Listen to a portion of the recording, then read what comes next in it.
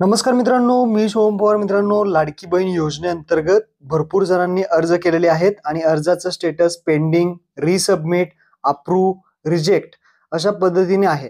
याचा नक्की अर्थ काय आहे आणि त्यानंतर पुढे काय करायचं आहे ते आपण या व्हिडिओमध्ये थोडक्यात जाणून घेऊयात. चॅनलवरती पहिल्यांदा आला असाल तर चॅनलला सबस्क्राईब करून ठेवा.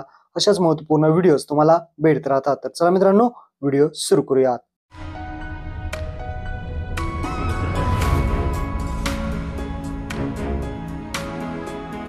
तर मित्रांनो, सर्वात प्रथम आपण पेंडिंग आणि रिसबमिट याचा अर्थ जाणून घेऊयात.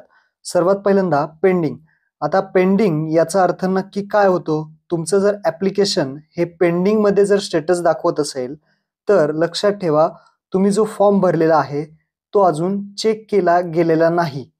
तो फॉर्म चेक केला जाईल काही दिवसातच, म्हणजे 2-3 दिवसातच तुमचा जो फॉर्म आहे तो चेक केला जाईल, तुमचे डॉक्युमेंट चेक केला जाईल आणि जर तुमचा फॉर्म बरोबर असेल तर तो फॉर्म तुमचा अप्रूव्ह केला जाईल आणि जर त्यामध्ये काही चुकलं असेल तर तुमचा फॉर्म हा रिजेक्ट केला जाईल आणि रिजेक्ट केल्यानंतर तुम्हाला मेसेज सुद्धा येतो.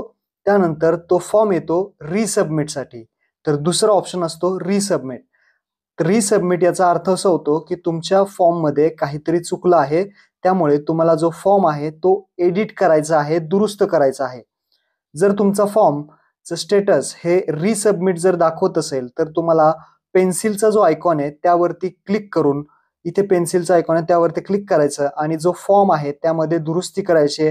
समजा आधार नंबर राहिला असेल किंवा आधार कार्ड अपलोड केलं नसेल, बँक पासबुक अपलोड केलं नसेल, कोणतं कागदपत्र राहिलं असेल, काही चुकलं असेल तर तुम्ही तो फॉर्म पेन्सिलच्या आयकॉनवरती एडिट करू शकता आणि पुन्हा तुम्हाला जो फॉर्म आहे तो सबमिट करायचा आहे आणि सबमिट केल्यानंतर तो पुन्हा फॉर्म पेंडिंग मध्ये जाणार आहे आणि नंतर पुन्हा चेक केला जाणार आहे. जर आता तुमचा फॉर्म हा रिसबमिट मध्ये दाखवत असेल तर लवकरात लवकर एडिट करा, म्हणजे तुमचा फॉर्म लवकरात लवकर अप्रूव्ह होईल. आता अप्रूव्हची प्रक्रिया एकदम फास्ट करण्यात आलेली आहे. तर लवकरात लवकर तुमचा फॉर्म जर एडिटसाठी आला असेल तर दुरुस्त करून घ्या, म्हणजे तुमचा फॉर्म येणाऱ्या काही दिवसामध्ये अप्रूव्ह होऊन जाईल. आणि ज्यांचा पेंडिंग मध्ये सुद्धा आहे तर त्यांनी सुद्धा थोडं थांबायचं आहे. 2-3 दिवसामध्ये तुमचा सुद्धा फॉर्म हा अप्रूव्ह होणार आहे. त्यानंतर आता अप्रूव्ह झाल्यानंतर तुमचं स्टेटस अशा पद्धतीने दाखवलं जातील.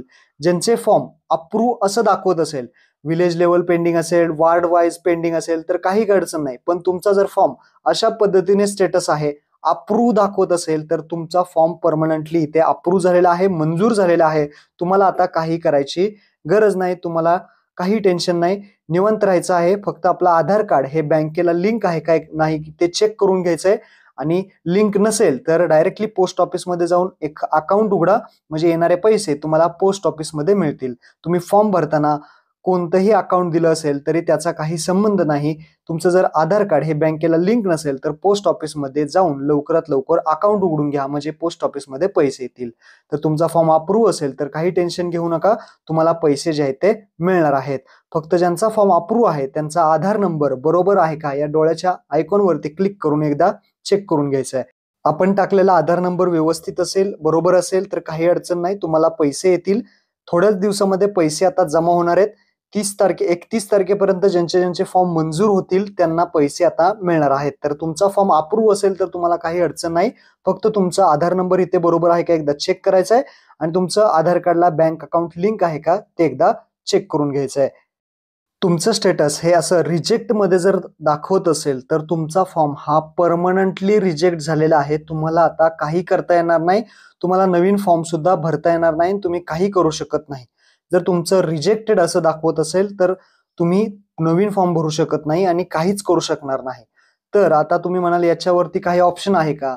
तर तुम्ही डायरेक्टली जे BDO ऑफिस आहे जिथे फॉर्म अप्रूव्ह होतात तिथे जाऊन तुम्हाला आपलं कॉन्टॅक्ट करायचं आहे. त्यानंतर तिथे तुम्हाला माहिती मिळेल किंवा हेल्पलाईन नंबर आहे 181, तर त्यावरती सुद्धा तुम्ही कॉल करू शकता. तर अशा प्रकारे महत्त्वपूर्ण हा व्हिडिओ होता. आपल्या मित्रांना शेअर करा. धन्यवाद. जय हिंद, जय महाराष्ट्र.